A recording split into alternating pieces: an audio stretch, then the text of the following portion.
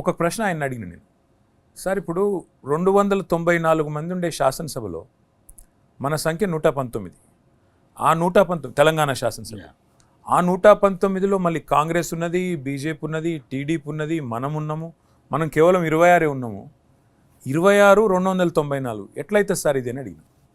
ఆ రోజు ఆయన చెప్పినారు, రామును ఒక పని చేయి, అంబేద్కర్ గారు ఆర్టికల్ 3లోనే ఒక గొప్ప మాట, ఆయన చాలా దురదృష్టితో కాన్స్టిట్యూయెంట్ అసెంబ్లీ డిబేట్స్ చదువు నువ్వు అంటే, నేను కాన్స్టిట్యూయెంట్ అసెంబ్లీ డిబేట్స్ ఏంటంటే రాజ్యాంగం రూపొందించే క్రమంలో వాళ్ళందరూ కూర్చొని చాలా సంవాదం నడిచింది, రాజ్యాంగంలో ఏం పొందుపరచాలా, ఏం పెట్టాలా, ఏం పెట్టవద్దు అని. ఆ సందర్భంగా కొత్త రాష్ట్రాలకు సంబంధించి కూడా చాలా డిస్కషన్ నడిచింది, చదువు అన్నారు.